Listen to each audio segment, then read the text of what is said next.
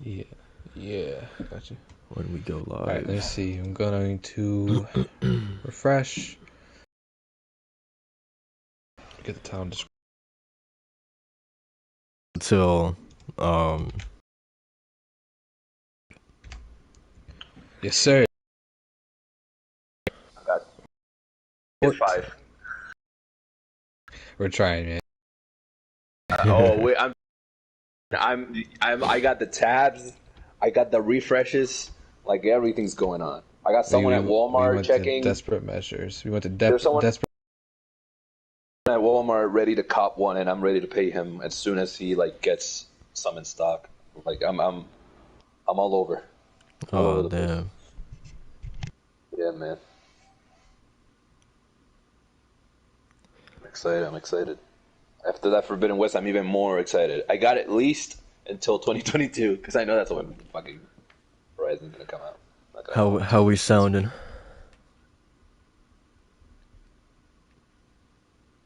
Oh, now it's live. Okay. How we sounding, Macho? Give me 1 second. All right. Yes, sir. Feel like I should probably tweet this out as well. Yes, sir. On that.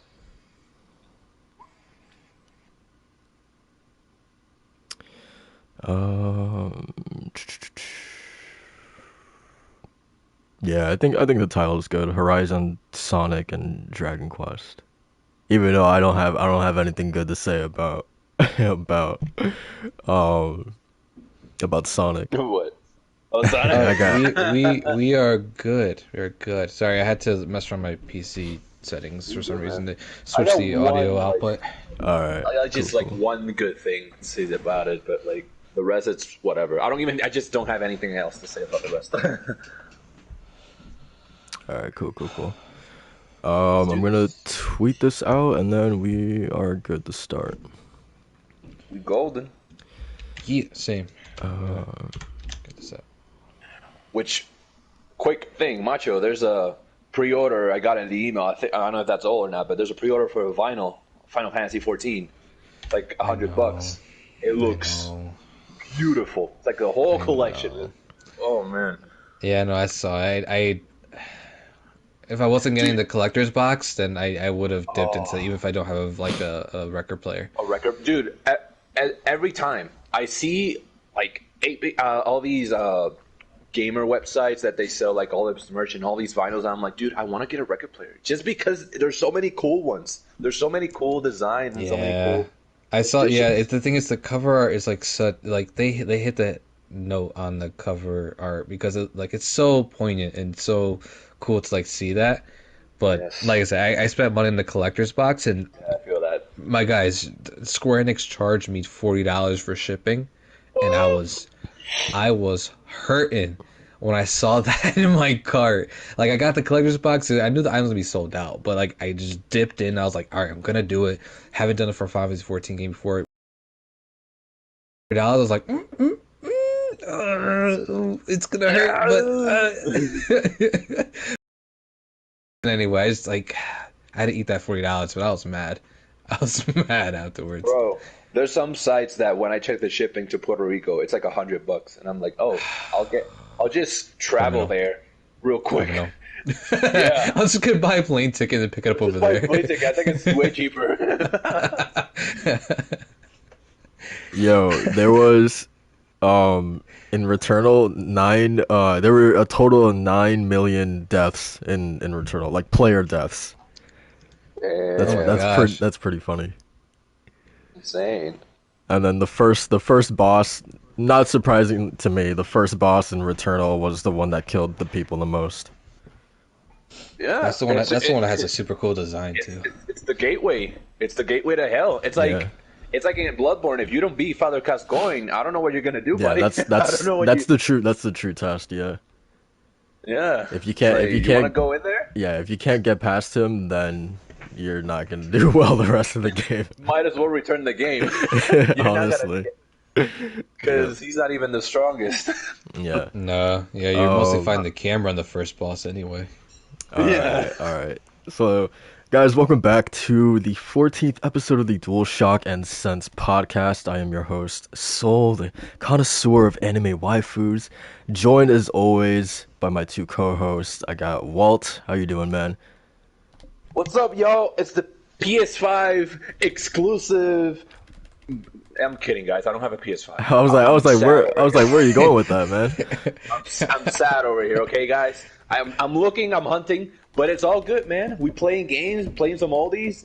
Got to jump right into it. A lot of great announcements. A lot of Sony. Sony who? We eating good. But yeah, we did good. We did good. Hey, man, I love the energy, man.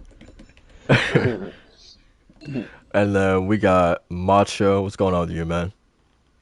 It's the King of Kingdom Hearts and the Final Fantasy fanatic coming at you. I'm excited, man. I'm gonna echo Walt saying, I'm not a PS5 exclusive, but I am excited for the PS5 exclusive that was showcased this past week. On top of all the other great gaming stuff that's been going on, Final Fantasy 14 players, where you at? I finally got Walt to join in, and I'm excited. I'm seeing him in the game right now. He got a pretty ugly armor, but we'll get you there, boy. We'll get you there. Hey, man, I'm still a newbie here, man. Still learning. We got an eye patch. Does it make sense? You can see with both eyes. I don't understand why you got one. You telling me he's got that doo-doo armor already, man? Oh, man. I need that plus 10, man. I need that plus 10. Oh, man. We got a pretty packed show for you guys today, so we're gonna get started with the games that we've been playing, since our last podcast, because Macho, the games are the most important part, right? Absolutely. Let's talk about games. We're here for a games podcast. We'll get into it. So whoa, why don't you tell the people what you've been up to this week? What games have you been sinking your teeth into? Well, to start off, Macho said it himself. I dove into Final Fantasy 14. Not the first time, but it is the first cognizant time, because the first time I did was a few years ago, and it was on a free account, and I was just like, whatever. The first cognizant time, so you weren't? I wasn't like there mentally. I wasn't I was just playing something in the background first time I played. But now although it is the beginning of the story, and I'm told this is the slower part of the story as a whole, I'm enjoying it. I'm enjoying the world. There's a lot of mechanics. There's a lot of options, a lot of customization options. There's a lot of different techniques you can learn in any class. You can switch between classes, which is amazing. That is one of the best mechanics in any MMO, where you can be literally anything in terms of a class. Yes, sir. The world feels vast and actually alive. The NPCs are not just drones. They feel like they're distinct from one another, at least the important ones, the ones that give you story and whatnot. Amen. I'm having a blast, man. Talk about that music, though. What about that music, though? Buddy. If there's anything Final Fantasy does well, and always excels, is the music. At all times. Amen. The victory music, the battle music, the adventuring music, the town music, the different regions and their own kind of you feel the lore in the music. You feel if you're in the forest, you feel the forest. If you're in Lomensa, you're in the deck with pirates. If you're in I forgot the name of the other one. That's the I forgot the third one. That's the one I've been the least in. I know it's the Ul'dah, the general one, the grumpy dude. That one I've been the least one. I just went there once, gave a letter to, and left. But yeah, I'm having a blast. I'm only level 22, so I'm just starting. I did my first instance raid, which is like a little bite-sized raid for 4 people, and you can get in, do your thing, beat the boss, and get out. It was a lot of fun. Had a lot of fun, everyone doing their own role. I'm a tank in this case. I'm a marauder.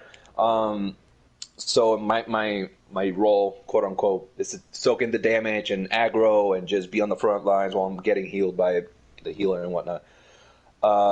Yes, sir. And I named my character based on the Taino goddess of earth and harvest, Atabe. So I'm representing the culture. That's where it comes from. I was wondering.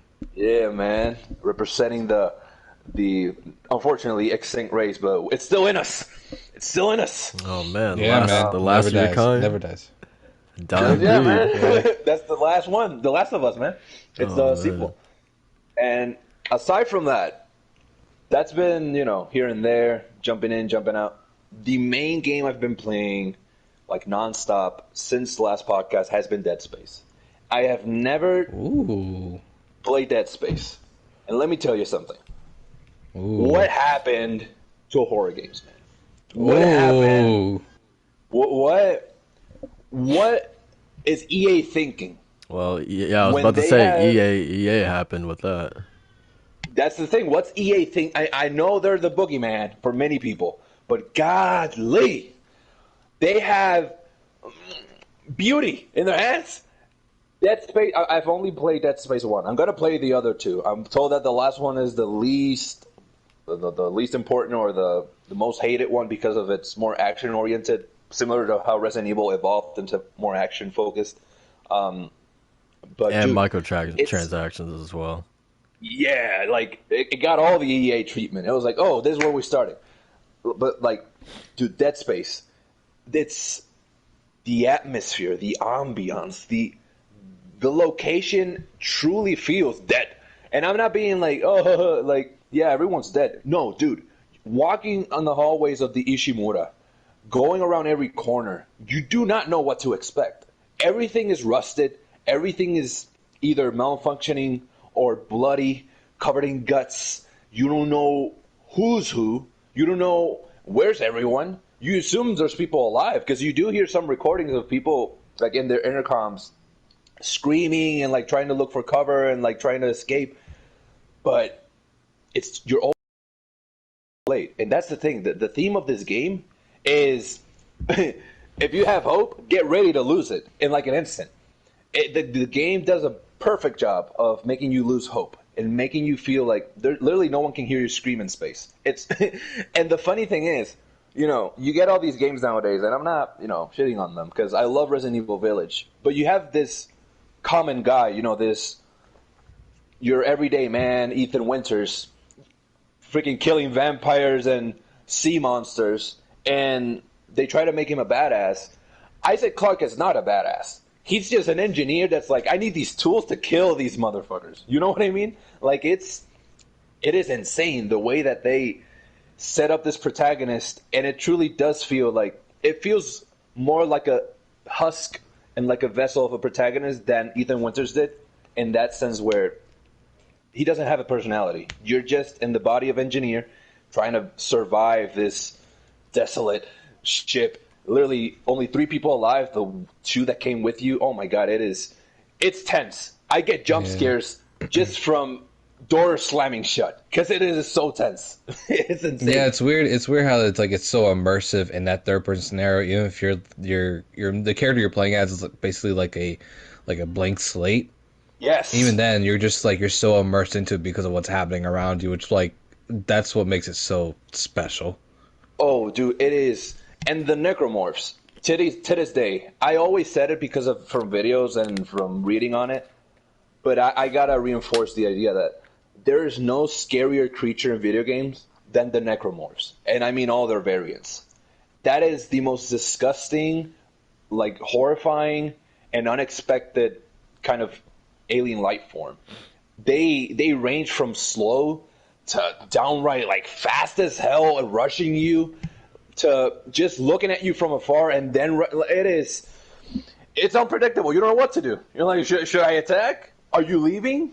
Am I dying? Oh man, there's babies with tentacles. Oh my god, it's terrifying, man. It's horrible. I love it. What happened to horror games, man? What happened to this atmosphere? The atmosphere speaking. I know there's games with that nowadays, but to this intensity and to this degree, I hope Callisto Protocol lives up to that, because it is. I think people from Dead Space are involved. I think the creator, right, or something. I hope it feels like a successor to Dead Space, at least with that same atmosphere, and because it's not the necromorphs, it's the atmosphere. It's that sense of anticipation, that sense of dread that puts you on edge. enough of Dead Space. That's what I've been doing. And to our listeners, if you've never played Dead Space and you have Game Pass, try it out. Oh Please. yeah, it is on there. Yeah, definitely. Yeah, man. Go for it. Hey, wait a I've been minute. trying out the Game Pass. Since when it was this podcast about being an advertisement for Game Pass, man? Listen, What- man. what- I've what's going been on, playing. man? Listen, I'm kidding. I'm kidding. I'm kidding. Please. Please don't kill me. I thought I'd be playing my PS5 primarily. Oh, but no, don't say I'm it, Macho. starting to play more of my Series X. I'm having a lot more fun. I didn't see this coming. You know what I mean? So like, and Game Pass. Hey, Macho, Game Pass. Macho, and So- just right now, PS5. I just don't recommend buying it right now. Returnal is there's no games. $70. There's no games. Yeah, man, it's awful. It's too expensive. It's awful. And let me tell you, I don't know, but I think Forbidden West is going to be 30 FPS. Bro, I do not like 30 FPS games. It feels like I'm wasting my time. I want all my games 60 FPS because Oh man, I the can't I don't voice even have the too. time. Jesus. Oh, oh, Macho. Why don't you tell the people what you've been playing, man? What's going on with you? Yeah, man. I wrapped up the final patch for Final Fantasy XIV Shadowbringers. The way like these patches actually work, just to give a little background, is that they'll have the expansion and then the post 3 patches after that. So 5.1 to 5.3 basically are like the epilogue to that expansion, and then 5.4, 5.5, they set up the next expansion coming out, which is Endwalker in November. So I finished up patch 5.4 and 5 on the story content, and I just got chills with that ending. I won't spoil it for Walt because it's something that he has to build up to, and it's gonna be very exciting for him. So I won't spoil it, but yeah, it gave me chills. So I'm really pumped for that come November. It's weird that it's 6 months away because it doesn't feel like that. It feels like it's like shorter, but I'm ready for that. Nice. Yeah, so it's good. And then been dipping into Mass Effect. I got like 4 hours into Mass Effect 2. I didn't get too much into it. The past couple days have been crazy, but I want to sink time into that because I'm already getting hooked into the story and like the way it's like set up. Oh, you finished the first one already? Yeah, I did. How- I finished the first one. how long did that take? It was good. 24 hours, I want to say. 20, Nice. 22, 24 hours. Yeah, so I actually like went on my way to do a couple of the side stuff, but near the end of it, like I started feeling like the ramp up in the story, so I was like, okay, let me actually like keep going. Yeah. And I didn't find out until 20 hours later that I knew you see I played as female shepherd. I knew you couldn't romance Tali in Mass Effect. Right. I understand that. But I'm 22 hours into this game, into Mass Effect 1. I'm like, I don't know why I decided just late. I was like, let me just see if you can romance Tali in Mass Effect 2. That's what I want. And you can't as female shepherd. Yeah. And I was mad. I was really mad. And I was like, you gotta be kidding me. And shout out to voice actor Jennifer Hill for Mass Effect. She agrees. She's like, yeah, female shepherd should definitely romance Tali. So BioWare, what's up? Yeah. I wish that was an option in this. It would have been really cool, but I'm not gonna cry over spilled milk. In that sense, so what I decided to do was just make a male character in Mass Effect 2 and make him kind of look like me. How are you feeling about like obvious? So I haven't played as male Shep at all, but like female Shep's voice acting it's at least compared to what I've heard against male Shepherd. There's just more of like a variety. Like there's I don't know. It just feels more varied in the way that she says stuff. More range to it. More range. That's the word I'm looking for. Yeah. How do you feel in compared to female Shep from what you've heard so far? I agree. That's one of the main reasons why I decided to go with a female shepherd in Mass Effect 1, because I knew that the voice actress was just had a lot. It brings a lot more like not emphasis, but more like character to Shepard, which is nice because when she's talking in like certain scenarios and you kind of have like these deadpan looks in the old game, the voice brings out that character a lot more than you would expect it to. Yeah. So that was the one thing I was kind of bummed with, and I really like female Shepard too. I think that's like super cool notion. Like again, the voice actor is really great. But playing Mass Effect 2 is not bad. I think it's like it's I gave it a lot worse credit than it was given before.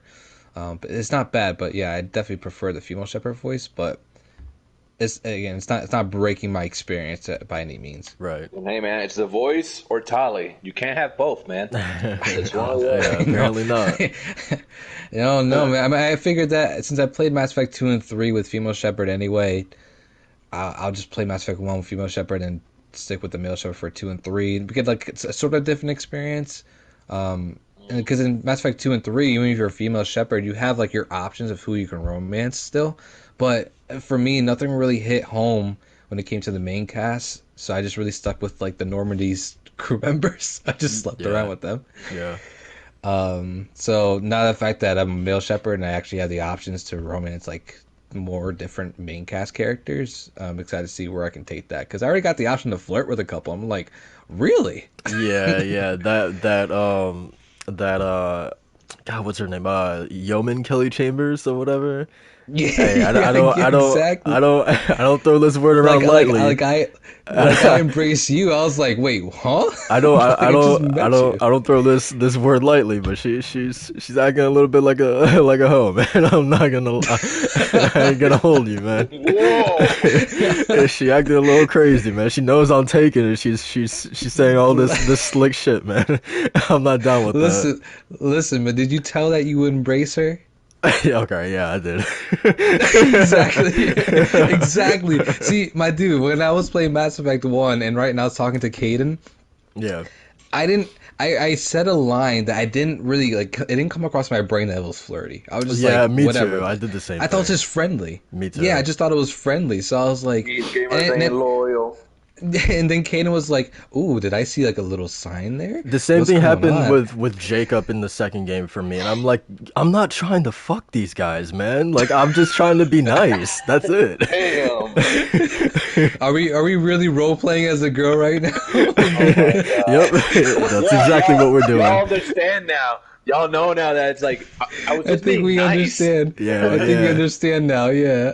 Pretty much. Yeah, no, it was with Caden where he was like, and then like the next two conversations after that, he was like, "Did I come across like a message? Like, were you saying something to me?" I was like, "Relax, bro, relax." No, so that's funny because I actually had that moment again in Mass Effect 3 that there's this character who I invited up to my cabin for like she just for like at least in my mind it wasn't for romance purposes. After we finished our little talk and whatever, she kind of threw in something that was like insinuating that she liked me and she wanted to stay over for the night or whatever. And I turned her down. I'm like, hey, that's not what this is at all. She's like, oh, I'm sorry. Did I send out the wrong signal, or was I reading the wrong signals or something like that? I'm like, girl, there was never any signals to begin with. Like, come on.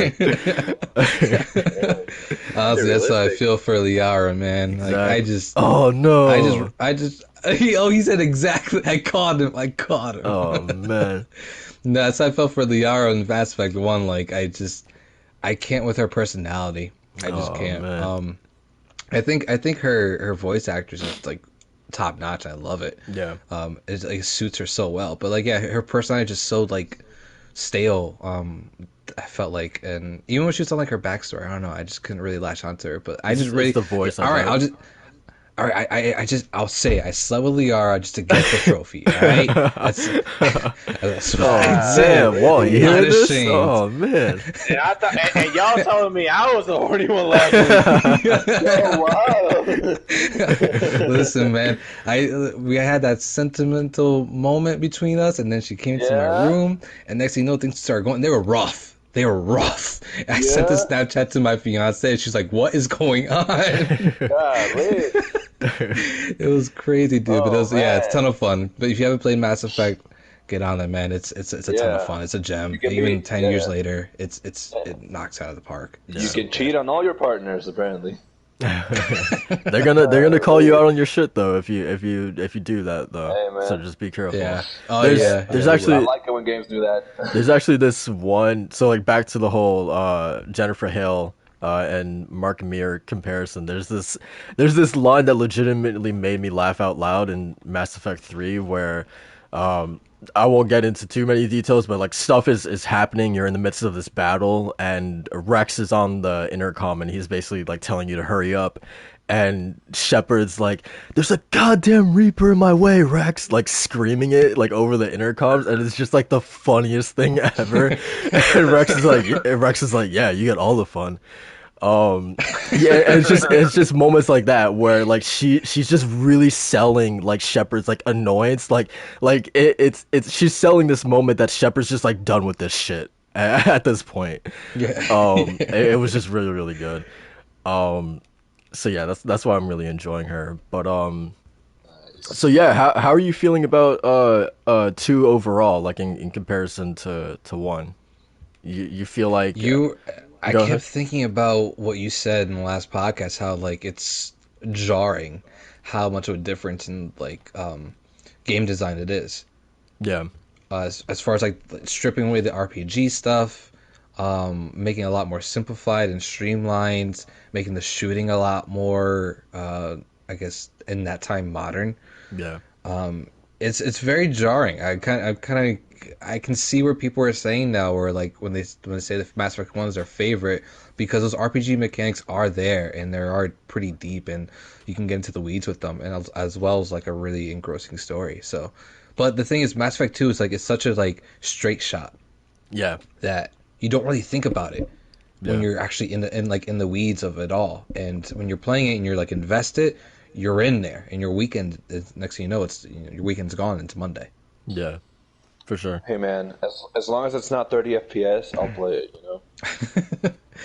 But what do you think about it though? I know you're in Mass Effect 3 at this point. Yeah, man, I'm like halfway into Mass Effect 3 right now. Damn. Dude, this I guess the trilogy at large is like easily become it's like right up there with The Witcher for me now. It's like Oh, legitimately like one of my favorite like video game series like ever. I'm to that point now where like and I've heard mixed things about the books and the comics, but I'm like at that point where like yeah, I kind of want to read like the extra sort of media stuff just like I did with The Witcher. How after I played The Witcher 3, I was like, okay, I need to read the books. I need to do like all this stuff now. So yeah, two is interesting, man. Like I so to Macho's point, like yeah, the whole scaling back of the RPG system was kind of annoying.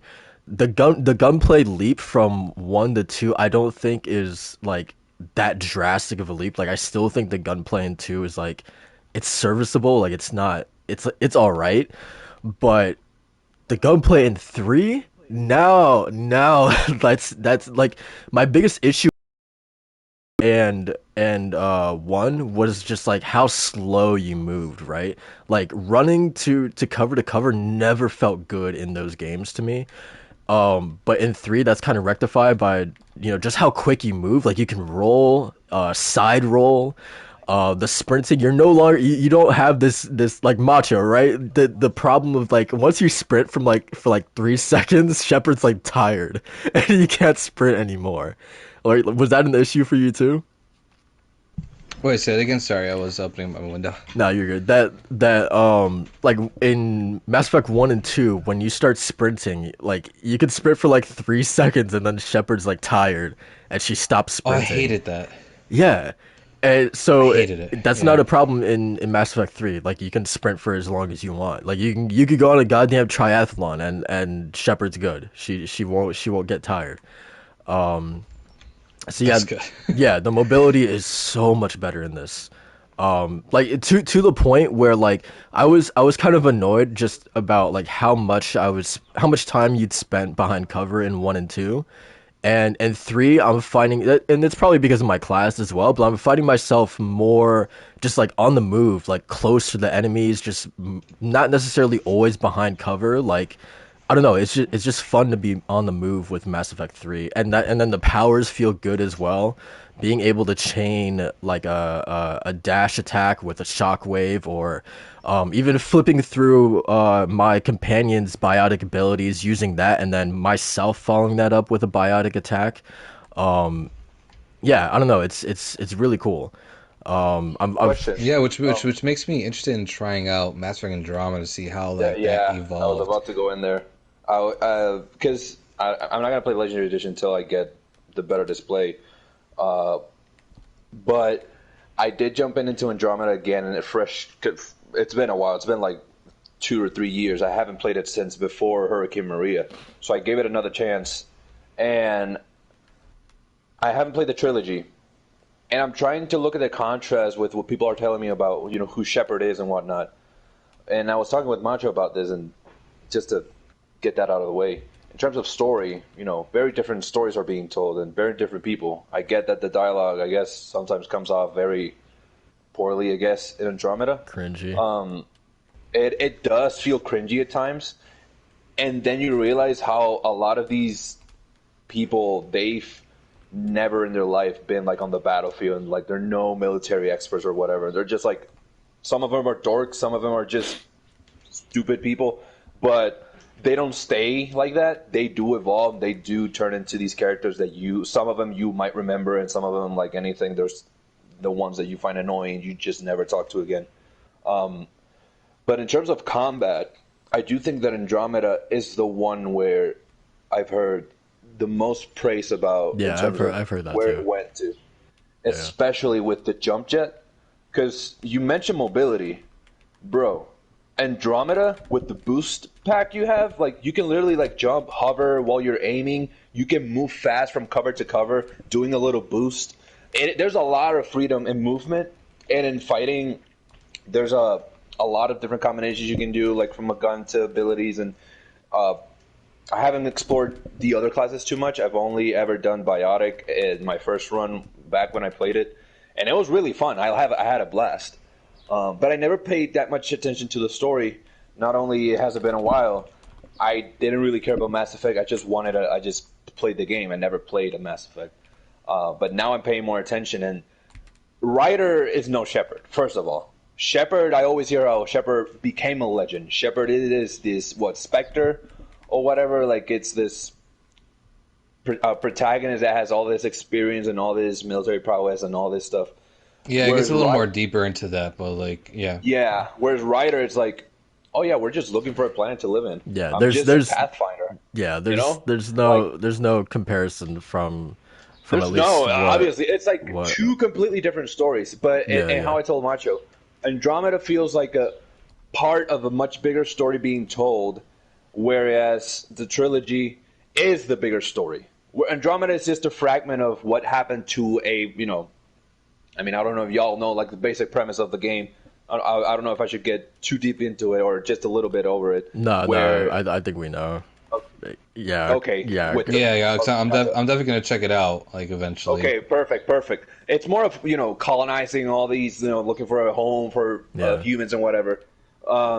It's not you're not defending, you're not fighting this great evil. You're not standing up to the challenge of fighting the most I don't know most fucking up-ranking or most powerful enemy there is. You're just literally looking for a habitable planet to set up base. Oh, should we do scientific research? Should we do military? Like all that kind of stuff. You're literally just looking for a home. Yeah, Which is where which is why that kind of like I kind of like the idea of it, or something a little more small, but still like in this Mass Effect universe, because yeah, it's essentially you just want more of that. That's what this game really is. It's not that next big leap that people were expecting. yeah. essentially. And then But I gotta admit, it had a lot of problems with animation and facial animations and a lot of glitches. And I think it was a smaller team, though, right? I think it was a smaller team that focused on Andromeda. I don't know if they just I don't know rushed it. if I I don't don't. know why they'll put a smaller team in the flagship series, but I know there was a lot of problems in terms of development or whatever. Like I don't know well, what's. mainly it was I don't know mainly what's. because EA wanted all their games running on Frostbite, and the mm, move okay. from Unreal to Frostbite's just not an engine that is really good for massive open world games. Like it's mainly used for DICE's Battlefield games, and so transitioning that into Mass Effect was just like it wasn't really good. Like they were unexperienced in it or something like that. But yeah, so like so back to Macho's question about like how I'm feeling about two is that I feel like I like the story more in one because I feel like with Mass Effect 2, like how we were talking about last week, Macho, like the characters make that game for me. Building out the Normandy, like that is the highlight of that game, without a doubt. But at the same time, I feel like the major sort of like stuff with the Reapers and the Collectors, like that stuff was way more on the forefront with the first game, and that was sort of like the breadcrumbs that like kept me going in the first game, where like every revelation that you discovered was ultimately followed up with like more questions, and then you had that kind of like made you want to keep going. And with the second game, like those moments are a little bit more sparse, and then the major stuff happens towards the end, obviously. With the third game, what truly elevates this game for me is the sense of urgency. Like it just feels like it's fireworks. Like every single mission, something like major is happening. And that's me, this game specifically, and why it's working for me so well is this whole idea of like tying up loose ends, right? Like it really does feel like the final game in a trilogy in the sense of that like yeah, this is the end, and we're having like a bunch of major resolutions to things that we set up all the way back in the first game. Major problems with these particular species that you learned about through Tali or through Rex or whoever it may be are finally getting their logical conclusions and resolutions in the third game, and most of them are heart-wrenching moments for these characters, for these species. It's like truly like incredible moments that are like legit had me crying in one of them, man. It's really great stuff. So that's sort of like how I'm feeling about the story. It's so far it's probably my favorite story in the trilogy thus far. Is that how you remember it, Macho? Absolutely. Yeah. Yeah. Yeah. Okay. I was so not upset, but I was just disheartened to see so many people coming away from the ending with such a Yeah. negative reaction. That Because to me, I was just like, but I liked how things were because like it's a sci-fi story at the end of the day. It's supposed to be the way it is. I don't know if people are just upset with maybe because of characters, but like no, like what you're feeling now is what I coming from Mass Effect 2, playing the Genesis comic to tie in the Mass Effect 1 to where it was just yeah, it's like a roller coaster. Yeah, and that is surprising to me as well, but I feel like people do this all the time with like if the ending to a series or to a trilogy or a long running book series or whatever it may be, if the ending is bad, that automatically people like will throw away the other entries in that series. And yeah, to that point of like the people apparently hating the ending to three, and I'm like, oh, does that invalidate the other like 30 hours that happened before that ending? Because some of the moments in Mass Effect 3 are legitimately the best moments in the entire trilogy, like without a Yeah, doubt, without a doubt. I agree. Yeah. No, Um, personally, no. Personally, for me, not in the slightest. It's not like Game of Thrones. right, Game of Thrones had like 2 seasons of just downward spiral story, right, and that you could be like, all right, that yeah, and that's that not the the case with last Mass like Effect. nope, nope, nope, nope. People are literally talking about like the last like 20 minutes, hour, maybe whatever it is that they chose, whatever their decisions led up to, where they were upset by. And I don't think that really I don't think that really should put as much weight as people are putting it on. Yeah, without a doubt. Um, yeah, and Well, and I'm just seeing what you take though, because it does take in a very interesting route. So I'm interested to see what your ending looks like. yeah, and so like the one of the I guess obviously I won't get into specifics, but one of the sort of main moments that I hit recently that truly just like had me shook, man. I was like, that was the moment that had me in tears, and it's just like it's one of those things that like it fulfills the promise of like what Mass Effect is in terms of like your choices mattering and carrying over from game to game. And it was this moment where that promise was like finally fulfilled to me, where like decisions that I made from the first game and then that led into the second game, and those choices that I made directly had an impact on the fate of this one specific character and a fate of an entire race as well. It was 3 games worth of decisions and story choices that led up to this one single moment, and it was just incredible. Because you feel every like you're responsible for what happens there in a way. And yeah, it's just like a moment. That moment specifically, I was like, okay, this is like the original promise of like Mass Effect, and it just like fulfilled perfectly. And yeah, it was just such a great moment. Um, but yeah, Yeah, man, it's great. It's good stuff, man. It's a great series. I'm happy to see like you coming off it super positively and enjoying it, especially with 3, where like that one like really stood out to me when I started getting into the series, and I loved it. But yeah, yeah, it's a great series overall. I just when I'm playing Mass Effect 1, the one thing I got from it, besides all the things that were great, was side missions. Just like they're so like pale. Like, you know yeah. what I mean? Like they set up like a story, like a story for one side character, or a couple side characters that you could choose to act on. That's really cool, and I'm like, oh my god, this is like ramping up. How are we gonna do this? And then like it's like a quick drop into a base and kill people mission, and then you The get same where you need base, to go.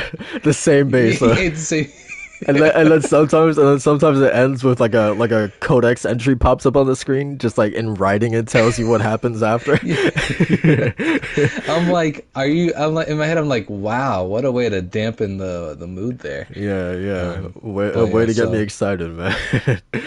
yeah, um, seriously, I get excited for this really cool side mission that ties into this character's history and their background, their personality, and it ends with a and written then paragraph. yeah. Oh um, man, weird stuff. yeah, yeah. But yeah, I think that's pretty much it. And then I guess just one last point, like so, like obviously, the whole Reaper confrontation has been this thing that's been building up since the first game, and um back to this, I touched on this sense of urgency. Like I just love how like everything feels like the stakes have never been higher, and I think that's why I'm kind of like, okay, I need to like go because like we are literally all like it's the whole galaxy is at war basically right now, and that's what kind of feeds into this urgency, like, and it's everyone is permeating this feeling of like it's sort of like the end days right now, so like everyone needs to have their final resolutions and tie up their loose ends with family or just other characters or with their own lives, right? And that's sort of the thing that's speaking to me the most, which is really cool. Um, but yeah, and then also just like gameplay wise, like some of my biggest issues with the second game, like you touched on the streamlined sort of nature of Mass Effect 3. Um, I really missed the sort of upgrade system in the first game, at least how you're picking up a lot of items or a lot of new guns and a lot of new armor and stuff like that. And upgrading, like putting, mods on your guns and whatnot. And the second game kind of like stripped that down a lot. The third game, they kind of bring that back, at least in terms of mods. You go out into the field and you have to find certain gun pieces in order to upgrade your weapons. You can buy them at shops as well. Um, so yeah, it just feels like there's a lot more customization with weapons, and which for me was very much appreciated. And then it definitely feels like there's more skills that you're putting points into this time around. And like the last game, there was like each character only had like 4 upgradable skills or something like that, and it feels like there's a little bit more here, so that was nice. But yeah, that's sort of my thoughts on Mass Effect 3. It's so far it's my favorite in the trilogy. I'm really loving it. So yeah, man, let's get into the podcast right now. I didn't want. The funny thing is, I didn't want to spend too much time on Mass Effect, but I feel like we did, man. But Hey, better well, now, yeah. While we're all still talking about it, so might as well. And then when Walt plays it, we'll get even more into it. See how true, he feels true, things. true. Yeah, we'll see how it goes. All right. Also, just shout out to Jennifer Hale. I want female Shepherd to be Miss Tally too. I'm with you, girl. I'm with you on that. Okay, so let's talk about what happened with the study play that happened yesterday, guys. So it was First of all, a announced. little indie game. Right. So it was Hmm. announced. When was it? It was Tuesday, right? The classic Yeah, PlayStation yeah. announcing stuff on Tuesday, where Horizon Forbidden West would be getting a extensive look into its gameplay on Thursday by way of a state of play. So we finally got that yesterday, and how did you guys feel, man? Dude, I was so excited. I can't wait for this game. I'm like jumping in my seat, dude. I couldn't. Like, man, for the first time, when coming off of all these state of plays, I wanted to jump in a podcast so bad to talk about it. It looks incredible. I can't wait, man. Someone, Waller, still take it away before I keep like rambling on. I can't. Oh, I can't wait. I'll jump in here really quick. Yeah, I was blown away too, specifically by the little like this is my thing, man. Like people were like expecting to be like their socks blown off, this is the one thing that kind of like it kind of like that gets under my skin, but I'm kind of like people coming into this or watching it, and then they're like, oh, it looks like Horizon. And I'm like, yeah, it's a sequel to the first game. Like, did you expect this to be like like the a Resident Evil 3 to Resident Evil 4 situation? Like, I don't understand that line of thinking. So for me, the coolest things were seeing the little improvements that were made over the first game. So obviously, the melee combat looks so good now. That was a lot of like let's be honest, it was just downright bad in the first game. The melee combat was just like It wasn't even there. I never engaged with it. You had a light and a heavy attack, and that was pretty much the extent of it. But Yeah, it yeah. made sense at the same time, because it was like obviously the sort of the thing that game was hanging its hat on was the combat with the machines. So like for me, it was like, okay, yeah, it makes sense of why they didn't put as much time into the human combat. But now it's like, okay, we already have the combat against the machines nailed, so yeah, let's kind of double down our efforts on the human combat. The way Macho, the way that when she was fighting with her spear, and she twirled the spear behind her back, Dude, I dude, I was like, okay, she's dude. getting Because fancy I with it. love. I mean, the one thing I love from the first game is like when she's swinging and she like puts her whole body into it. Yeah. This looks like she got like extra practice, took a little bit of mini wheats that morning, and was just swinging that thing like it was no tomorrow. It was super cool, dude. Yeah. And then when she did her swings, her little combos, she jumped on top of the guy, Okay. jumped off, and woo! Yeah, we got to talk about that moment too, because that was the cool one. That was probably my standout, or okay, my second standout moment, because it was like it pointed to like maybe not like combos, but it kind of felt like that you could get a little bit creative with combat in that sense of like, okay, yeah, I can jump off of an enemy's chest and fire off, like follow that up immediately with an arrow, or if you want, maybe switch to another weapon and then follow that up with something else. I don't know, it just spoke to, So cool. yeah, it just spoke to like there being like a different sense of like fluidity to everything. Speaking of combat, the not only is combat, it looks like it will have creativity very much in it. The way that you approach a fight and the way that you move around a fight.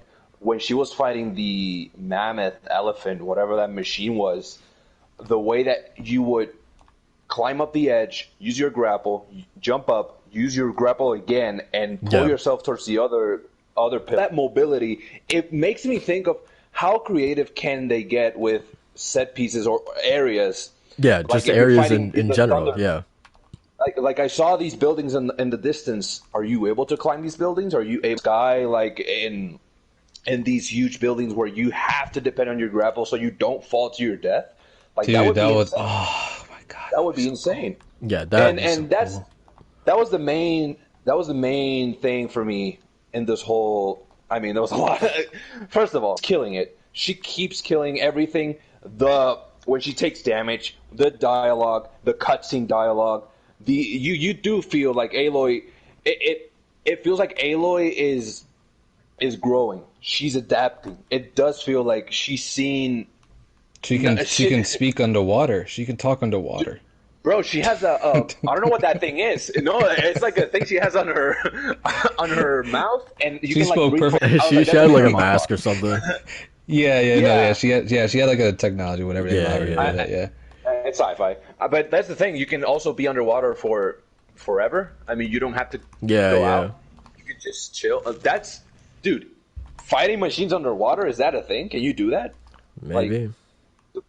I'm not that excited about that though. They gotta prove to me that they can do combat underwater, because I've yet to find a game successfully pull off underwater combat. So I gotta see them do that. Sekiro did. Not even Sekiro did that. But overall, the whole gameplay showcase, it was amazing. The mobility is fascinating. It looked beautiful. The water. Did you see the water? The water looked amazing. Like the different kinds of beast. I'm really anticipating that and just like just kind of like the see, a lot of people have like this fascination with the cyberpunk like style and art style and stuff like that, which for me doesn't really grab me, but I can see the appeal of it because of what it is. For me, what really like gets me going for a video game environment is when Mother Nature just reclaims its land, which is why The Last of Us I'm a big fan of, because the art design is just incredible for that. And this is like taking that to the absolute next level with and it, blending it with new technology. Exactly. Exactly. You know? Yeah. So like this, like when I'm seeing like these old crusted buildings just completely enveloped in green and maybe submerged in water or just completely destroyed from the settlements that are going on in this area. Dude, I can't wait. This environment has so much character in it. And the contrast with, you see this building again, to that point, you see this building covered in green moss and submerged in water.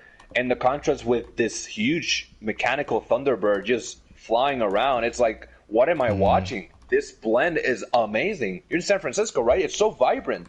Mother Nature truly, like, it excels. And it's interesting because you say how cyberpunk, that kind of aesthetic, it's not necessarily for you in the same way that Mother Nature reclaiming is. It's interesting because one is man-made, the other one is literally nature, and a blend of the other.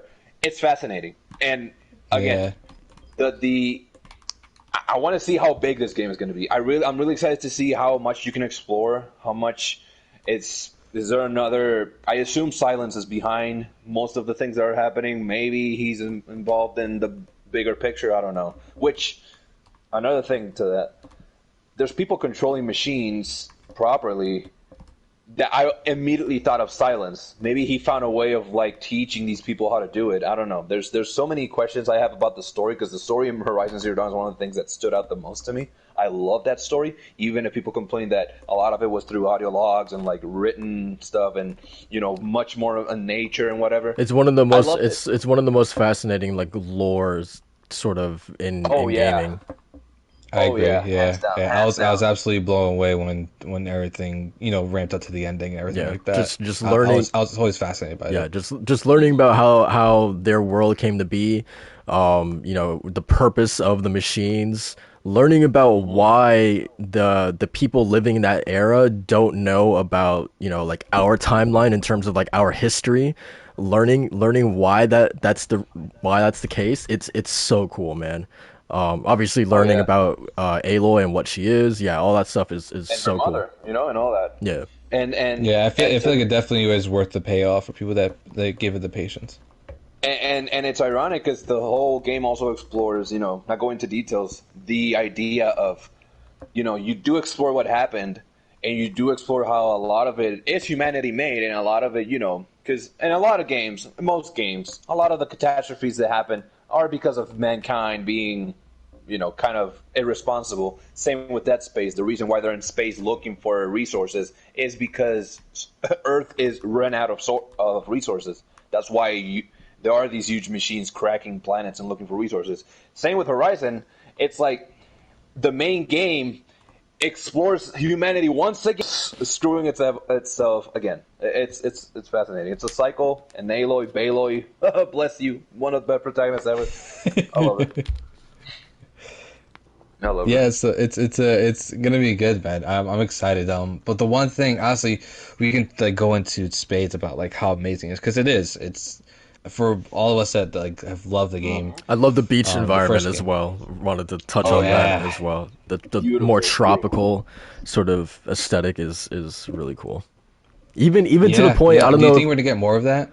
oh, definitely, because it seems like the major location is San Francisco and the West, so probably. Yeah, One really for a cool better sort of West. detail that I noticed was, did you guys notice that her face is like a little bit sunburned and like around her eyes, it looks like she's been wearing like goggles or something because like her eyes are like a little bit more white and then just like her cheeks and forehead was like a little bit more red.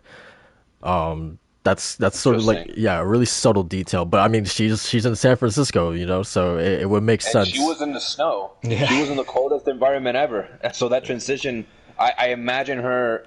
I mean, while exploring, because in Frozen Wilds, you go into even more uncharted territory.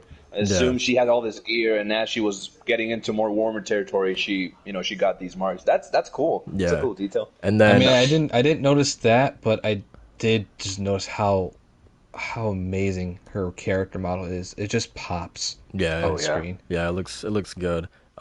it's Also distinguishable. You can tell her apart. Yeah, the yep. facial animations look vastly improved compared to the Oh yeah, 2017 game. And then agree. to Walt's point, sort of so like my the second biggest takeaway for me was the melee combat, but my first biggest takeaway was the movement that you were talking about, the sort of updates to traversal, and just like what that means for combat, like you were saying, Walt, that like yeah, if battles seemingly might be like they're not going to be just like ground affairs anymore. Like there is going to be a little bit more verticality in how you can tackle these things. It also seems like that one moment where she used the focus to highlight climbable areas, it looks like there's like a little bit more stuff to climb on. So and then Yep, also that's like you need the focus to highlight those areas. So it at least in this demo, it looked like not everything is like explicitly yellow.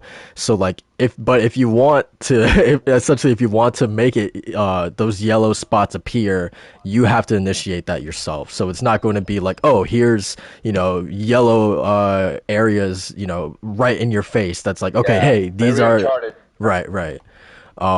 So yeah, the movement was like really cool to see how you can chain together, okay, a grappling hook into a glider and then just go right back seamlessly into combat was really cool. Dude. But Macho, The glider. you were gonna say something earlier, but I cut you off. What were you gonna say? no. It was more in line what you're gonna say because around with the beaches, like the areas, the environment. But I wanted to see what you guys would think about that. It's a cross generational game. What It what do you guys think clearly about that? clearly this demo proved to me that the whole idea that PS4 would hold this game back. I mean, maybe that's the case. I don't know. I'm not a developer, but to me, this demo proved that like I that whole concern is completely ridiculous. The game looks phenomenal, so like it doesn't concern me in the slightest. And for me, there's already proof that this same game, this same engine, this same premise has already been tried and true in a previous gen PS4. Uh, One of the big takeaways from last year's whole debacle with Cyberpunk was that it ran like complete garbage in like first like base models. I don't think that's going to be the case here because there's already proof that it runs well on. You had no predecessor to, no previous example for Cyberpunk. But also it was the first of its kind. But also, like, Horizon is getting like a dedicated PS5 game version on, day and date. Like the Cyberpunk thing was just like, if you're playing it on PS5, that was just through backwards compatibility. Like they haven't done the next gen version of that yet. Right, but then again, if they do, they do upskill it, they do give it the update, and if whenever people stop talking out of their rear with whatever FPS it's going to be, it's clearly going to be whatever FPS it's going to be. I don't know when it's going to come out. That's another thing. We'll quickly touch upon that. There was no release date. I think this game is coming out next year. I don't think it's coming out this year. If it is, they're keeping it on real good wraps on not revealing anything that might jeopardize that. This doesn't look finished.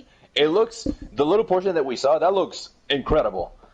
But again, it's a large-scale game. I don't know how big it is. I don't know how much more they need to dedicate upon it. I don't know when they started. When did they start developing this game? Do we know? Right after the first game, so probably. Then yeah, that's a lot of. I don't mean development is hard. They started right after. I'm sure during the Frozen Wilds, but they went to full development and then they had to work on the PC port for a little bit, and then they went back to full development like maybe late last year, maybe. Which to that point, you mentioned PC. Do you guys see this game coming to PC eventually? Yeah, definitely. Yeah, probably. But how soon?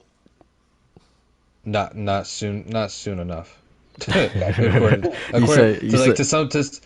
To some people, not soon enough. For me, I have my console, so I'm good. But like for some people, it'll be like, yeah, I'll wait 3 to 5 years for this game. Like, okay, cool. You saying they're gonna have to wait? Is that what you're saying, Macho? Yeah. I'm saying they're gonna they're gonna have to wait for E3. But to your question, Walt, I disagree. I don't know what I'm interested to see what Macho thinks about this 2021 thing. The fact that they showed this substantial amount of gameplay, this, at this time, I'm still confident in 2021. They said, they're still on track. They'll have more to reveal soon. Jim Ryan, Herman Hulse, through interviews, have consistently said, when talking about 2021, they've always brought up Forbidden West. So I don't know. I also think that Sony's at this point where, like, I mean, they kind of did the same thing with Miles and Demon Souls and like their launch titles. They didn't reveal that those were launch titles until like 2 months before the console was coming out. So like I think they're just at a point. I think they're just at a point where not necessarily wait and see, but like holding things closer to their chest more so than ever. That like, hey, we don't need to reveal a hard release date until like we're absolutely sure, or at least until we're a little bit closer to that time period. So, Macho, right. I don't know how you feel. There is a quick thing that to add to the point, and then Macho, you can go up. If they're waiting to be sure, I'm thinking not about, I trust them and I'm confident that they're willing and they're capable enough to deliver this year. I'm thinking more about if this year is going to keep ramping up on developers and on how there's these factors that we didn't expect, like the pandemic. Like I'm always thinking about the unexpected. I'm expecting the worst, but I'm hoping it comes out this year. I'm just expecting it to be delayed, and not in a bad way of, give us like a whole year. No, like a month or two. Like I'm always expecting that with games nowadays because 2 times is already too much for me in terms of getting heartbroken by 2 games. So I trust Sony, but I'm taking it easy. All right, Macho, you can go.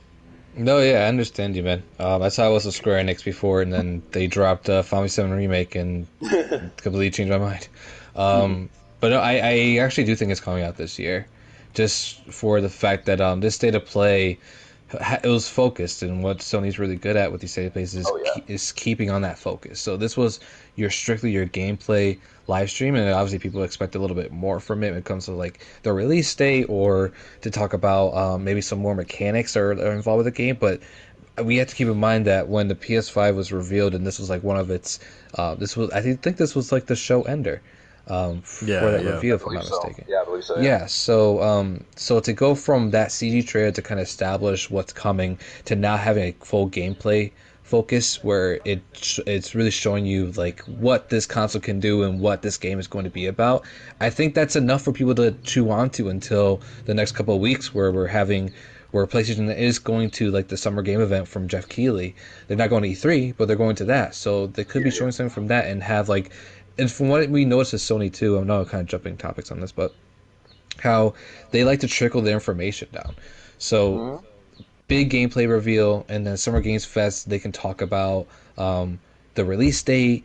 Maybe they're targeting 2021 for PS5, PS4. What it could be, maybe December, November, and then as we get closer to that, they'll talk about here's what the open world's gonna do. Here are the enemies. Here are the combat tools, like how they did with Ratchet. Yeah. Mm-hmm. Hey, man! Here in the DualShock Sense Podcast, we're open to different explanation and opinions. And hey, you guys successfully convinced me. It is coming out this year. Because honestly, I want hope. I'm like Ronan. Don't give me hope. I don't need hope sometimes. 'Cause people sometimes disappoint. But I mean, to be clear though, like the writing was on the wall for a little bit, just because like it might be a 2022 game because they did get hit hard by the pandemic, or at least we assume because most developers did. Right. And on top of that, they had to branch off a little bit because they had to fix the PC port for a couple of months. So I can see if they were to hit if they were to miss 2021 and go the next year, I can see that happening.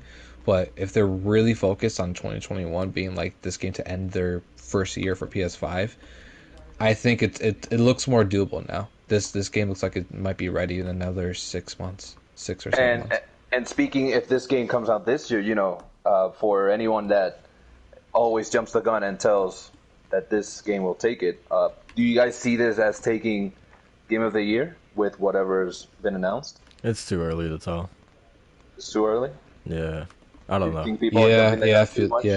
I think so too. Like the Horizon, despite the Forbidden West looking amazing, it does still have a lot to prove. Yeah. When it comes to what it's offering, especially when it comes to like the environments and stuff like that, because you can have an amazing like presentation, but as far as like the end result and how it all meshes together and what it makes you feel and how the pacing is, that's another conversation. Right. Like it's a good, so far it's a great first impression for me at least, but obviously I still got to play the game to be able to answer that question. There's still a lot there's still a lot that we don't know, so Man, I'm glad I'm glad y'all like have brains. I'm grateful to be in this podcast. Thanks, Walt. Yeah, man. That's a great compliment. I appreciate it. Yeah, I'm but no, glad. actually, this got me excited to not play Horizon Zero Dawn yet, but I did boot it up on PC, and I did mess around with some settings, so I'm ready to dive into that. The whole slate. The whole slate. So let's get into that, man. So it was revealed in a it was like an investors call, right, or a conference call. Yeah, it was like an investors report. Yeah, gotcha. Let me There was a lot of interesting details in these sort of documents, and just in the overall growth of Sony, and how they're sort of going to be trying to expand beyond the console, which we've heard before with Xbox, right? But Sony is definitely doing that as well with PlayStation Productions, more ventures into both mobile and PC. Games as a service as well. They're saying they are going to be looking into that a little bit more with titles like MLB The Show, obviously. We had Destruction All-Stars just come out as well, which would fit the bill. If Guerrilla is truly working on another SOCOM, I would think that's probably another game that could fit that description as well. Possibly Factions Part 2. So yeah, I definitely think the signs have been there towards them dabbling a little bit more into multiplayer and games as a service. But one of the biggest details that kind of came out from this was that the next, seemingly at least, the next, because it technically hasn't been confirmed, but at the same time, like, it's been confirmed that the next title that is going to be making the jump to PC is Uncharted 4: A Thief's End. And obviously this had a lot of people's panties in the twist. So what are you guys feeling? I mean, obviously it was gonna happen at some point, right? Yeah, it's not gonna make me replay the game, to be honest.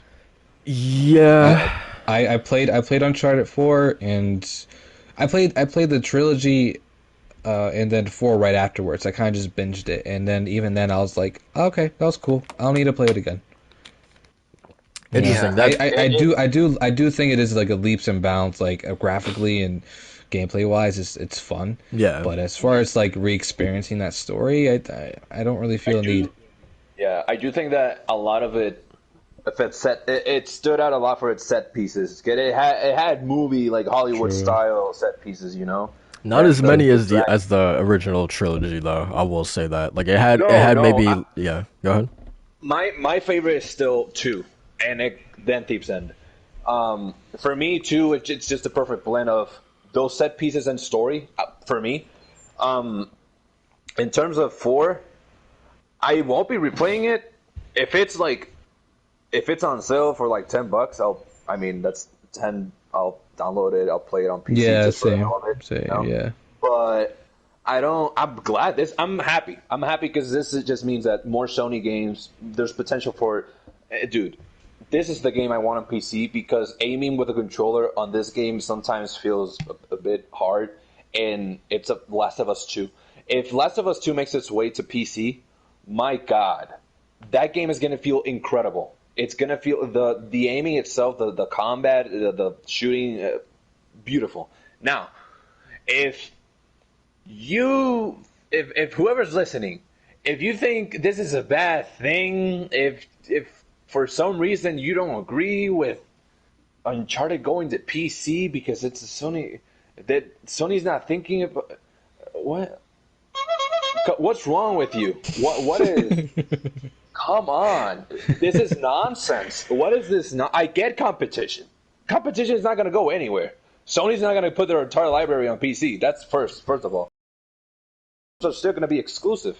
Whether they make their way to PC in 10, 20 years, that's another kind of worms. But we're not there. The PS7 will be by then. Like, take it easy, guys. What's going on? Dude, I'm so happy they're going to PC. I'm so happy they are. Yeah, that's amazing. Let me tell you. Just to see people cry. That's the best part about it.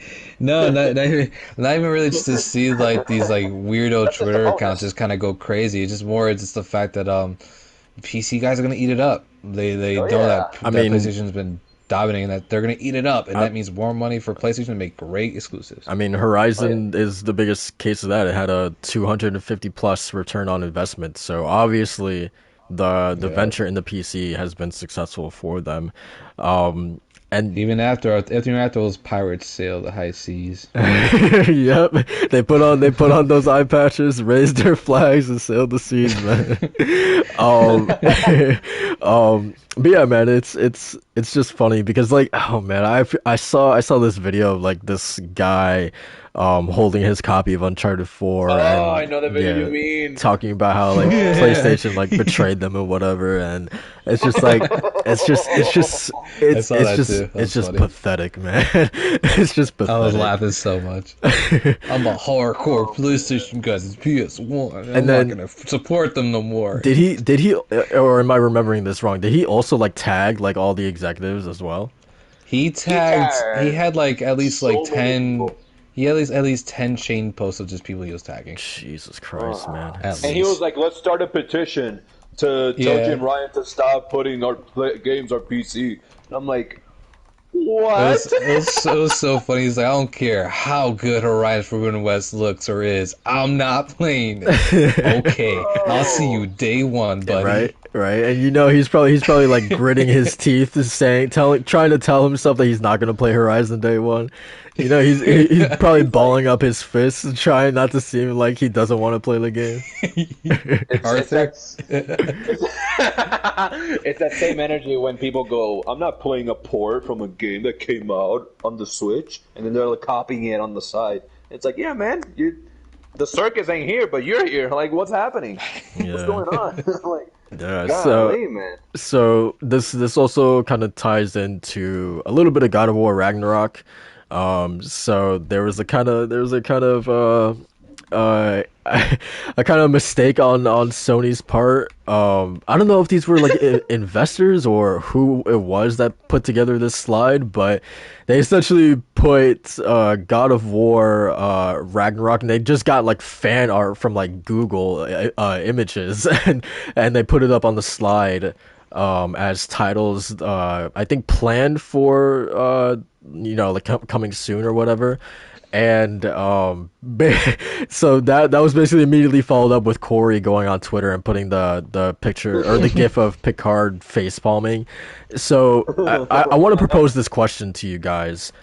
Are you guys confident that this game is even called God of War Ragnarok? Because I'm not. I'm not even sure that it is. Because first of all, like it wasn't said in the reveal trailer. They've basically regarded it as just the God of War sequel. Ragnarok has just kind of been a name that we've been putting on it, and then at the same time, they still haven't like revealed it either. I feel like by this time, you would have, if it was called Ragnarok, they would have said it by now. I feel like. I don't think it's Ragnarok. The only reason why people go Ragnarok because it sounds cool. It sounds cool. Occam's Razor. It's a simple solution to an obvious game because the trailer did give you the symbol and that said Ragnarok is coming. That's all we got. Yeah. So, I mean, yeah, it sounds cool. But again, I got caught off guard when I found out yesterday that Dying Light 2 is called Dying Light 2 Stay Human. I did not expect that. Yeah, they changed that. God of War. Yeah, God of War. I don't know, Ragnarok. God of War. Thunder. I don't freaking know. Love and Thunder. It's God of War. Boy, this was maybe. Boy again. I mean, I wouldn't be surprised. Yeah, I wouldn't be surprised if it's not called that. I don't know what they would call it, but maybe it's. I don't know. I'm to finally get that confirmation. No, maybe. I think Ragnarok feels like more of a third game than it does a second. Yeah, that's a really good point. Yeah, I agree. Interesting. But why do you think that is? Why because what Ragnarok is. It's literally like the end of all ends. Yeah. You know? That's like the God of Three. That's like the God of Three storyline where like Kratos is gonna bring an end to Olympus. You're right. This is the fall of Olympus. Ragnarok is the fall of like Asgard and like of this whole mythology. Yeah. So like that feels like more like an ending third game than anything. I do think Ragnarok is coming, but I just think that this is the build up to that. This is the build up to we're getting like Thor Ragnarok. You're getting to the point where Surtur is going to come in. Same with God of War, but again, Kratos might kill Surtur. I don't know. I don't know where they're going. But then again, the first game did end with sort of Fimbulwinter coming in, which it signifies Ragnarok literally is like here essentially. Right, but how many years did it say into the future? No. So after the that end credit or that bonus ending or whatever it is, it's literally when you come back from Jotunheim and you see Brock and Sindri in their forge, and Brock is talking about the weather and how Fimbulwinter is here, and then when you go out, it's snowing. You're right. Yeah. So well, honestly, unless they have something else up their sleeve, they stop. Right? I mean, dude, God of War, Kratos, and now, I guess we can say it. Atreus. I don't want to spoil it in case people haven't played it. Atreus and Kratos. Maybe they stop it. Maybe he absorbs. Right? I don't forget. dude, they can go anywhere.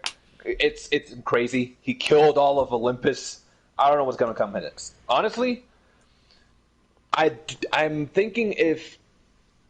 No, I don't think this trilogy might do that. I don't know if at some point we might see Egyptian gods, because they're mentioned. I don't know if that'll be a thing, because it's slightly hinted in the game at a point where Kratos is like, "Oh yeah, they exist," and it's like, what does that mean? Like, is that a hint? Is that just acknowledging that every place in the world has its own set of gods? Does that mean if you go to Puerto Rico, there's Atave there? That'd be insane, man. Can you imagine? No, yeah, I think that's where it's gonna be crazy. I mean, and you know, now I'm thinking about it, Ragnarok could be a good third game, but like, what if it was a second game? The third game was branching off these different mythologies. Because he did say that he has a roadmap of games already set out. Yeah. Corey mentioned how he has a bunch of more games like in mind. But Yeah, with the talent of like Sony Santa Monica, oh man, doing something like with Egyptian mythology, or oh yeah, I don't know. oh yeah. It'll be really cool. It'll be really cool. We gotta ask the people behind to ask the name, man. Let's go to Alana, even if she's not involved, and be like, hey Alana, what's the name? Yeah. What do you so yeah, think? It's so the yeah, name. definitely. I have no idea. idea? But yeah, I'm excited to know nonetheless. So yeah, that's yeah. We got a lot of interesting details from that. But yeah, definitely wanted to touch on that. So let's talk about this Sonic Central really quick, man. So Fast. so Gotta go fast. Macho, did you see Blancher's reaction to this from Weapon Wheel? Who? Yeah, I did. That's one of the things where I just legit ignored it, and it's one of those things where like you know like a like quote unquote controversial or like out of take tweet goes out, you're like, I don't need to respond to this because other people are gonna clown it for me. So This man was like, I risked my job for this.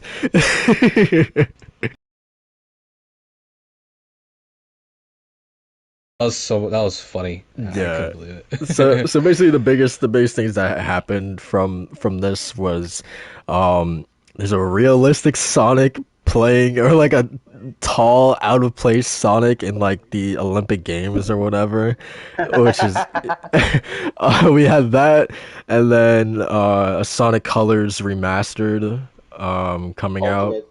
or Ultimate, yeah, coming out basically on every platform. And then obviously Sonic Team's next major project coming out in 2022, a next gen Sonic game, which congratulations for the people excited for that, I guess.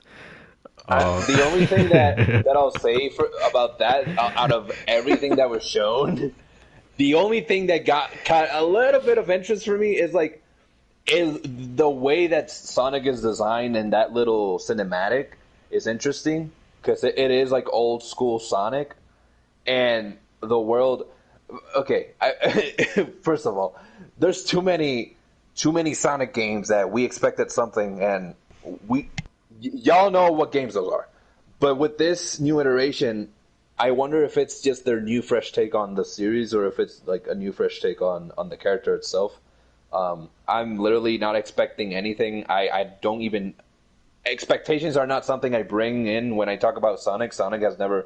It's been whatever. I like Sonic, but it's not like. If you ask me when I was growing up, you're Nintendo or Sega? I mean, I'm all Nintendo, I'm all Mario, I guess, if that's like a question. But like for Sonic, it never did anything for me. I played some of the games. I remember the first game I played like officially on the Wii was the Ring one, the Genie one, the Desert. I don't really know what the name was. I don't know. I just played the one that was free on PS Plus, and I got like halfway through the game. I was like, I might as well just finish it, and I just forgot about it. Sonic isn't really my thing. Was that Mania? It's whatever. No, it's not not Mania. Forces. No. I think Forces. That's what it was. God. Mania's yeah. the good one. That's- Mania is the classic one. That one Mania's that was like a like a 53 on Metacritic, man. Oh, was it? Yeah, I'm pretty sure it's I something didn't around even. there. No, I didn't even know. I just saw. Like, I like 3D. I like the appeals of 3D Sonic games because it looks cool. Like it's like a really like cool roller coaster. Yeah. Yeah. Yeah. It was like it. Like I'm not really thinking about it at the end of the day. Yeah, it's honestly whatever, and in the goodest way possible. I don't like it. Doesn't diminish the fact that Sonic is like huge in the world, in media and whatever. But it's cool. We'll see what comes. See what comes Yeah, of it. You know. yeah. So I don't know if Macho, if you had anything else to add, because I really don't. I want to get off this topic as quickly as possible, man. I Yeah, think you're a no, no. huge I fan of was it. about to get off the history of Sonic, what I felt about the Oh movie. man, We got oh Sonic man, Colors Unlimited or nah, whatever Unleashed, whatever it's nah, called. I just saw a really cool and funny tweet where they're including that remastered with like the Sonic toys, so you could actually dash in the game with nah. that We gotta toy. we gotta wrap it up, man. Um, We gotta wrap it up. It's a wrap, I man. fell asleep there. Oh that yeah, that for toy real. also gives you save files too, so Hey you're man, you actually you saving keep the game. you keep going like this. I'm gonna bust out the pillow and get and take a nap, man. Um, so on top of the Sonic Central, we also had the sort of Dragon Quest 35th anniversary. A lot of announcements came out of this. I'm going to defer to you guys because I'm not really the most well versed in Dragon Quest, but at least from my understanding was that a couple big things happened in this, right? A couple of them. Yes. Macho, are you huge into? I mean, I've only played ever one. Are you huge into the Dragon Quest franchise? No, no, it was always a little too classic for me. Especially coming off Mm, of Dragon Age 11. I mm, played it and I did roll credits on it, but wasn't really like too motivated to get like the extra ending that it had. So I just kind right. of left it the way it was. But I mean, it was good for what it was, but I don't really put in high praise that a lot of other people do. It was a little too by the numbers for me. But what I will say about Dragon Quest 11, the characters are very good and the Oh combat yeah. is fun. Oh But yeah. from what And and, from what I saw in this, what Square Enix is doing with like the announcement they made with one Dragon Quest 12 and then the remastered of or like remake remastered of what was it, Dragon Quest 3 Yeah. with a I believe 2.5 so. Yeah. HD, yeah, the 2.5 HD remake. Yeah. That gets me very excited for what they can do with other projects like Chrono Trigger and Final Fantasy 6 and Ooh. stuff like that. Ooh. Chrono That Trigger. 2.5 Oh, HD is like that they need to really go hard on that. that's the one that looks like Octopath, right? Yeah, yeah. And then Yeah, I'm this one excited for looks that. like it's a lot more cleaned up graphics. The colors are popping. Like they need to just go hard on that graphic system with like some of their classic games that they don't want to make a Final Fantasy 7 remake for. Yeah. The the first Dragon Quest I played was 11. That's the only one I've played. I thoroughly enjoyed it. I agree. The characters are great. The world feels very vibrant, very fun and wacky. It is very old school. It feels very classic. Um, the design, I mean, Akira Toriyama, it's what you expect. It's his signature design of characters. It's like you're playing a Dragon Ball RPG in the Dragon Ball universe, like with all the designs. Um, I like it. It's not, when I think about art JRPGs, I don't think the first thing that comes to mind is not Dragon Quest, but it is like top five, like top JRPGs, I guess, if that's the thing. I'm excited for the remakes, and I'm anticipating to see what this new installment in the series is of Dragon Quest 12, I guess. Yeah, because they were Yeah, Anticipating to see saying what yeah. that. they were saying that this one apparently is going to be a little bit more darker. They essentially called it Dragon Quest for adults, which immediately Ooh, it's kind of catching my eye, because of that. And yeah, yes, sir. I think that's no more apparent than like the logo. The logo is so dramatic compared to like the past Dragon Quest, Yeah, logos. Just how like it literally looks like it's just like carved into like the back, and it's all like set yeah, ablaze like too. branded.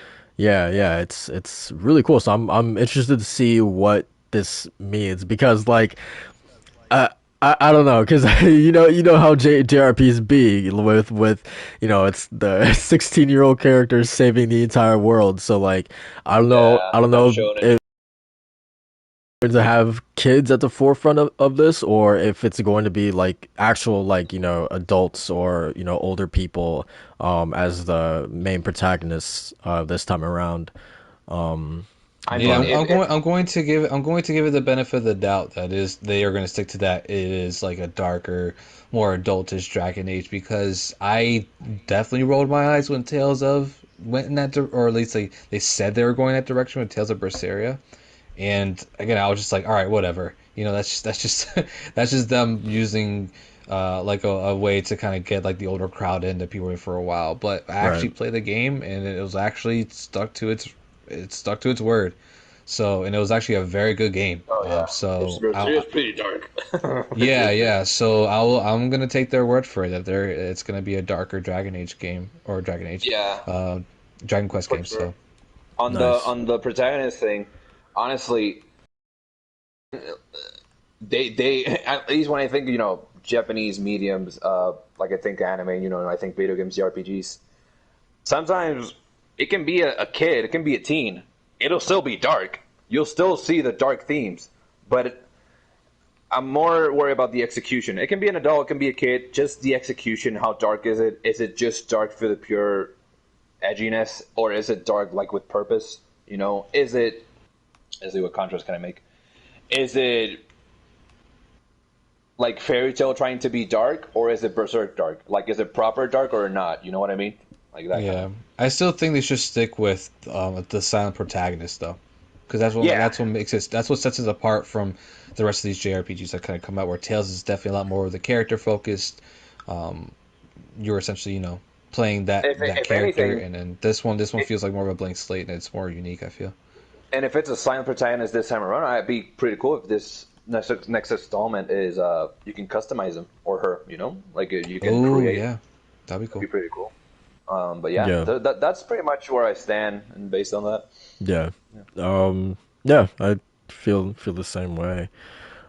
Excited to see more. They something interesting that they're doing this time around, and we're kind of seeing Sega do this as well, at least with RGG. But I think Sega also said that they're kind of like this is the plan for them going forward as well, is a simultaneous worldwide release. So that's pretty cool to see that 11 did well in the West to a point that they could actually prioritize, okay, let's get this game out, for a global release at the same time as the Japan release, which I don't think has ever happened with a Dragon Quest game, which is especially Doesn't think worthy so. of noting. So I think that's pretty cool. Which to that point, sorry to interrupt you, but to that point, a lot of the announcements that they mentioned, or I think like two of them, were about Japanese exclusive games. And I'm disappointed because one of them, I think it's Dragon Quest, the MMO. It's an MMO Dragon Quest, but it's not coming to the West. They were just announcing some celebration or something according just for Japan, which kind of disappointed because with Final Fantasy, doing as well as it is, it'd be pretty cool if they brought Dragon Quest the MMO here just to check it out. I've never seen anything from it. I'd be pretty down to check it out. But yeah, that's pretty much it. Yeah. Um, Yeah, so I don't know if there is oh, okay, let's talk about this. Macho. So I don't think we touched on this previously because we were only working off of like very like light rumors, but like a little bit more has been leaking about this Final Fantasy Origin project. Tell us about it. Yes, sir. Okay. So hold on, let me actually look it up too because I know it's a rumor. I really kind of try to stay away from it, but Right, from right. what I essentially can gather about it is that it's going to be a PS5 exclusive. That's the rumor, and that it was going to be announced. I think it was this year. Yeah. Um, in this year, like an E3 and stuff like that, which makes sense considering Square Enix is bringing a lot to the plate this year with Life is Strange, Final Fantasy 16, 14 obviously is going Intergrade. to make, yeah, Intergrade. Yeah, that's definitely going to be shown there. And then maybe something with Kingdom Hearts, but I think one of the things that definitely caught everybody off guard was Final Fantasy Origin, which I actually have like the old PS1 classic case on my bookcase here, where it just combined Final Fantasy 1 and 2 onto a disc. And those was like, that's when the series obviously started. That's where it kind of like it took its grassroots with the ATB battle system, the classes, the stories, all that stuff that really all kicked it off. Even though Final Fantasy 2 is kind of like the black sheep for a lot of people in that series. Yeah. But for what we can gather around Final Fantasy Origin is that let me see here, that it's going to be the darkest and most violent Final Fantasy yet, for, Yikes. and that it's going to be Souls-like, and it's going to have like Whoa. yeah, so it's going to up the ante on difficulty, which so it's definitely going to be a full-blown remake. It looks like is I have no idea how they're actually going to tackle it being like a Final Fantasy origin tale. Whether it's going to be like a remake of Final Fantasy 1 and 2, or it's just going to be like its own thing, like its own separate thing or experiment where they're going to try it out, figure out like make a Souls-like game but with Final Fantasy elements in it. It's going to be interesting. I'm really, really like keen on what Team Ninja, who's the developer going behind that, or behind this project, is really going to do with it. Because I think Team Ninja, Is that the one that did Neo?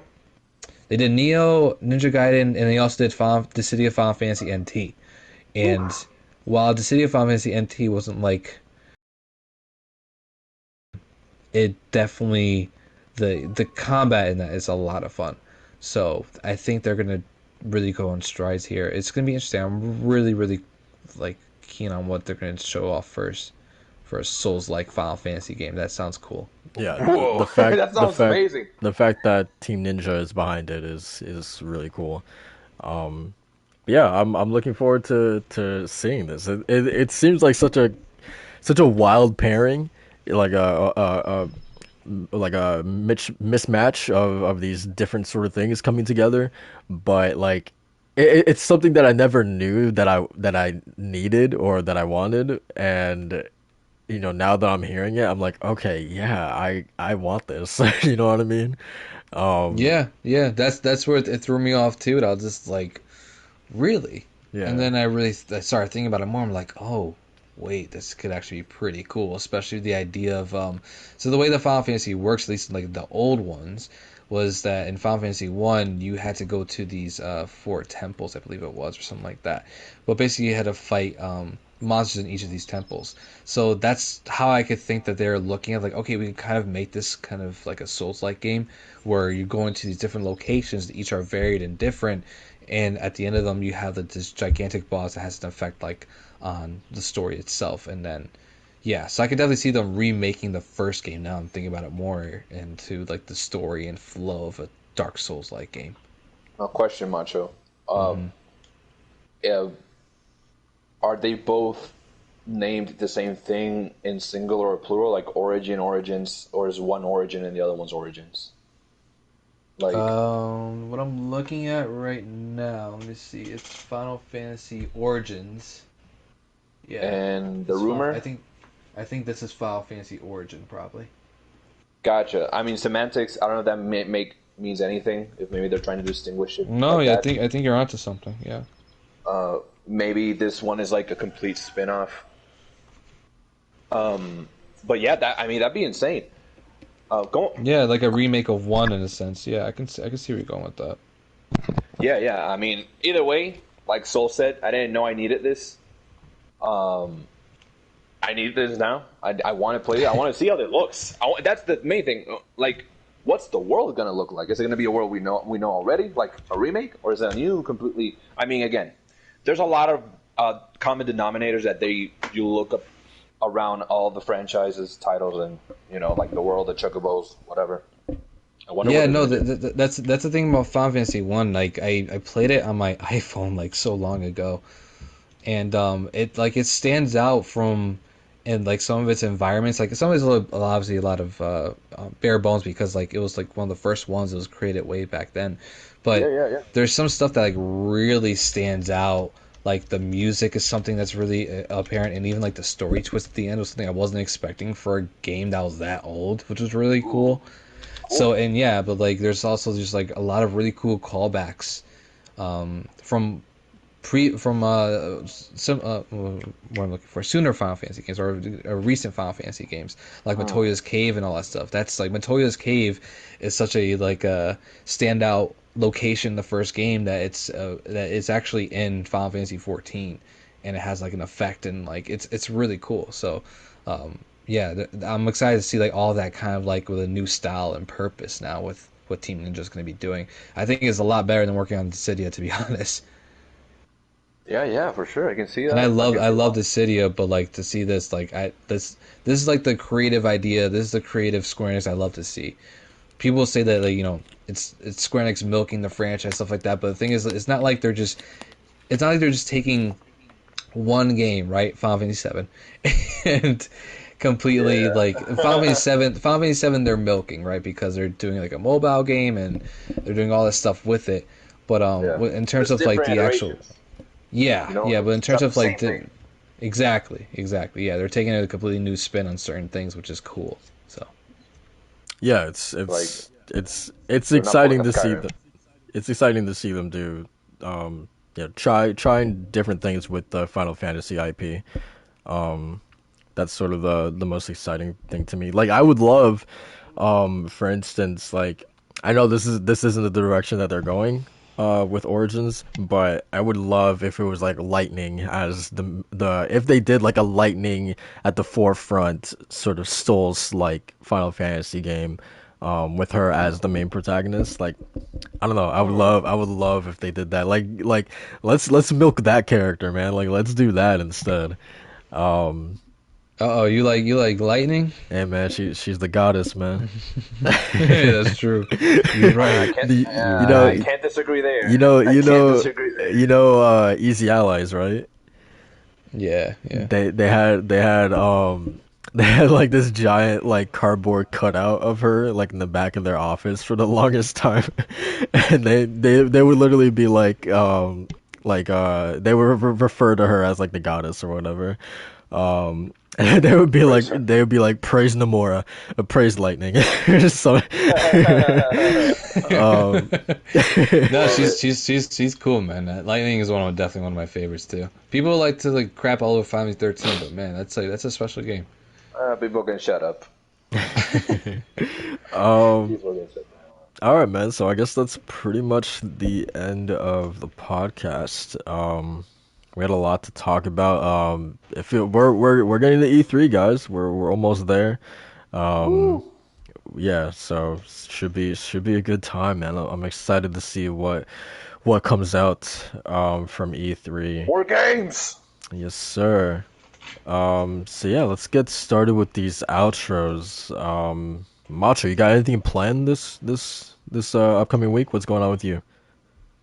Yeah, no, the next week is the start of the new job, so I'm transitioning into that, and mostly just playing some Mass Effect and Final Fantasy 14. I don't know, I keep jumping back into Horizon Zero Dawn just to kind of mess around. I'm having fun, just walking around, shooting things, and climbing structures, so I don't know, I might do that Horizon Zero Dawn playthrough earlier than I expected. Nice. Did you ever platinum the game?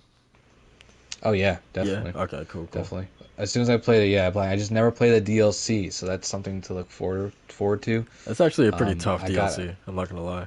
Is it? Yeah. The new machine that they added into that is like really aggressive. So in other words, level up, do what I gotta do. Yeah. Yeah. Yeah, no, I'm looking forward. Right now, I'm just kind of. I got at the nice performance that I wanted at. I got at 90 frames without sacrificing too much of the quality, the graphical quality on PC. It's looking nice. I'm excited. I'm just kind of messing around with game filters to see to make colors pop a little bit more and get a little more vibrancy in this environment. Nice. And it is running smooth now compared to when they originally released it. Oh yeah, it's so much better. I didn't run into too many problems when it first came out, but then like the more patches came out, the more problems I had. So I was like, I'll just wait till they finish it up, and now the actual graphical settings work. The performance is a little spotty here and there, so it's not like a great port. But if you just mess around with a couple of stuff, then I think you should be fine. I just had to tweak a couple of things here and there to get what I want, but yeah, performance is not the best, but I mean it's better than what it was, so I can't complain. Nice. Yeah, because I was about to say that it's no wonder that they had a 250% return on investment for Horizon, because they we know they spent like $10 on that port, man. Getting it on PC, man. Facts, dude. Facts. um, well, what about you, man? You got anything going on this week?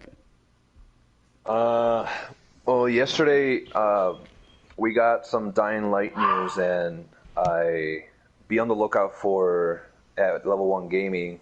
I do a little recap of what happened there, and just to give y'all a heads up, the That listeners, game's looking good, man. It's you can looking pre-order really the game, and it's looking like it's gonna be a great game. It's like a worthy sequel to Dying Light, which I think it was a fantastic zombie horror experience with parkour and whatnot. So be on the lookout. That at Walt Lando down the description, you'll see my handle for Twitter when that comes out. Other than that, honestly, more Dead Space. I'm really loving this game. I'm seeing if I'll keep going through the sequel and then the third and final game. Unfortunately, there's only 3 of them. I wish there were more. Um, Other than that, man, I downloaded Judgment yesterday. Never played Judgment, Woo! and Yes.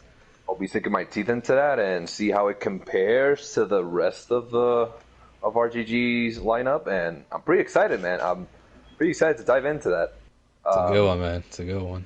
For sure. And we spoke of the devil earlier, but I don't have my PC with me, but having a Series S gives me the opportunity to go ahead and download a backwards compatible Final Fantasy 13 because I never beat that game, so I'll be jumping into that. Oh Nice. man, there's a a good one. There's a Xbox stench in the air right now, man. I need to Smells I need to turn the fan smells on, like man. it smells of backwards compatibility goodness. That's what it smells Dude, like. that meme is so funny. The stench. Stench in the air. The stench in the air. But don't worry.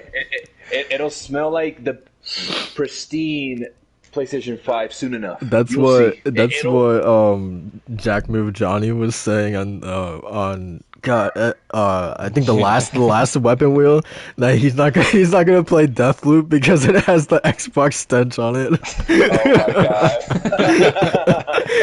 Oh my god. And I'm can't, like, man. I and I'm like, bro, like he loves the Dishonored series, and it's like now it has the Xbox stench. That's so funny. that pride is gonna he's gonna give in. He's gonna give Yes, in. sir. The pony commissioner Yeah, right dude. there. So as for me, man, I got a couple more Mass Effect articles planned. One probably talking about why Mass Effect 3 is my favorite in the trilogy, but I still gotta wrap it up first. And then Oh no, they might hand you the pink slip at Lords of Gaming after that one. I can't wait to get into it, man, because they had like a pseudo podcast talking about Mass Effect 1 versus 2, and I'm like, why wasn't 3 in that discussion? It should, without a doubt, be like. First of all, let me get this straight. There isn't a bad game in this trilogy. Like all 3 of these games Absolutely are, not, yeah. at least in my mind, are masterpieces. Like sure, each have their pros and cons. Like each do something better than the other. Like I prefer the story in 1 versus 2. I prefer the gameplay in 2 versus 1. But yeah, like I don't know. They all have their strengths and weaknesses, but I don't think there's a bad game amongst this trilogy. On Andromeda, that's a Agree. different story, but this trilogy specifically, yeah. So yeah, I gotta talk to Cog about that. Why wasn't Mass Effect 3 included in that conversation? What's going on, man? But yeah. So I got a couple more articles with Mass Effect planned, and then after that, I don't know what's going on. And then, yeah, this week I'm gonna focus on finishing Mass Effect 3, and then I guess just waiting for Ratchet and Clank after that. And yeah, that's pretty much it for me. Nice. I got one more thing though. It's very important stuff. Just want to say that if you guys didn't know that there's a critically acclaimed MMO, Final Fantasy 14. Has a free trial, and it's up to level 60, and includes the first expansion, Heaven's Sword, so go and download that now. Thank you. This is my TED Talk. I I knew, I second knew, that because it's really good. I knew from the tone of your voice how you were setting that up. It was about to be some bullshit.